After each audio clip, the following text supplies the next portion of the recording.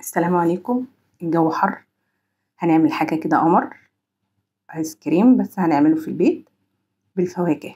طبعا الفواكه موجودة دلوقتي وموسمية، وده الموسم بتاعها، والمانجا مليانة في السوق وأسعارها حلوة. هاتي مانجتين حلوين كده يكونوا مليانين وكبار. هنبدأ نفرغ بس مكان البذرة، هنفضيها. وممكن أنا شلت مكان البذرة، بس ممكن تشيلي شوية كمان لو انت عايزة الآيس كريم يكون جوه أكتر أو مليان يعني. بس أنا حبيت إن المانجا تبقى محتفظة باللحم بتاعها لسه، عشان يبقى الطعم طبيعي أكتر، يعني يكون الفاكهة أكتر والآيس كريم، لأن كده كده احنا هنحطها في الفريزر فهتسقع وهتبقى هي نفسها آيس كريم.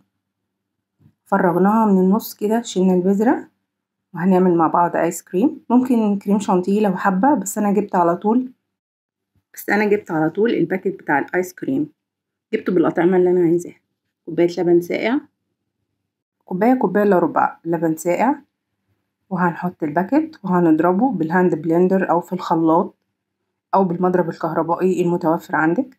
هنضربه كويس قوي. طبعا هو مش هيتقل جامد زي الكريم شانتيه، لأن طبعا لسه هيدخل الفريزر فهيجمد وهيبقى آيس كريم. ونبدأ نملى المانجا لحد ما نحس إن هي اتملت خالص، ابتدت تطلع منها اهي، اتملت على الآخر بالفانيليا. والتانية هعملها بالآيس كريم مانجا. تقدري تنوعي زي ما انت عايزة وتحطي كل الأطعمة أو أي طعم آيس كريم انت بتحبيه، بس أنا حبيت إن يبقى الأحسن مع المانجا الفانيليا والمانجا. هنعمل حاجة تانية غير المانجا، هنعمل كانتالوب اللي هو الشمام، وهنحط فيه برضو نوع من أنواع الآيس كريم. بس نخلص المانجا الأول.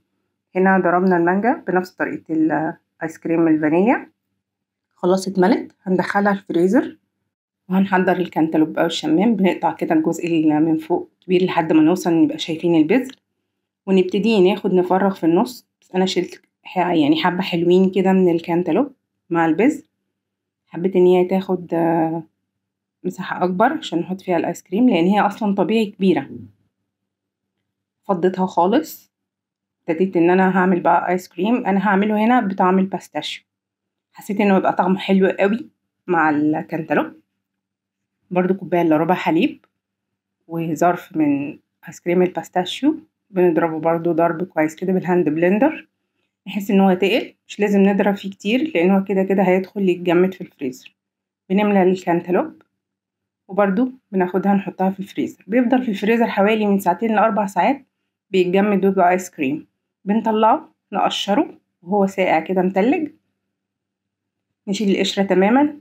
وهنا الكانتالوب عشان كبير مش هقدر اقطعه دواير، حتة واحدة هتبقى كبيرة قوي، فقسمتها نصين. ادتني الشكل القمر اللي انتوا هتشوفوه ده. هنقطعها تقطيع رفيع كده عشان تبقى سهلة في الأكل، ما تبقاش صعب علينا لأنه متجمد. آيس كريم في الحر اللي احنا فيه ده حاجة طبيعية وجميلة ونضيفة في البيت. كل شوية الولاد عايزين يجيبوا آيس كريم من الشارع، لا كده أنضف وقيمة غذائية أحسن. موجود جوه فاكهة طبيعية، طعمه تحفة جدا. هنرش عليه شوية باستاشيو كده من على الوش، بيبقى طعمه جميل جدا جدا، وفي التقديم شكله حلو. حتى احنا ممكن نقدمه للضيوف، يبقى شكله حلو. آيس كريم طبيعي وفي نفس الوقت فاكهة طبيعية. والمانجا نفس القصة، هنقشرها.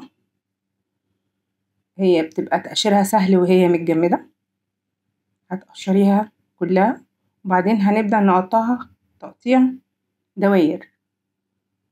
زي ما انتم شايفين كده الآيس كريم ما بيطلعش من الفاكهة متماسك، خد قوامه جوه ثمرة الفاكهة، والاتنين تجانسوا مع بعض. بنقطعهم برضو تقطيع رفيع بالشكل القمر الشيك ده، وبنقدمها يعني نقدمها ساقعة على طول زي ما هي كده، بتتاكل زي ما هي. وطبعا كل ما كانت القطعة رفيعة كل ما كان أكلها سهل، بتتقطم بسهولة. أنا مش من عشاق المانجا يا جماعة، بس أنا حبيتها كده وهي ساقعة ومتلجة كده مع الآيس كريم. طعمها تحفة، بترطب في الحر ده، حاجة طبيعية. الآيس كريم، باكل الآيس كريم اللي أنا بحبه بس جوه فاكهة طبيعية. طعمها جميل.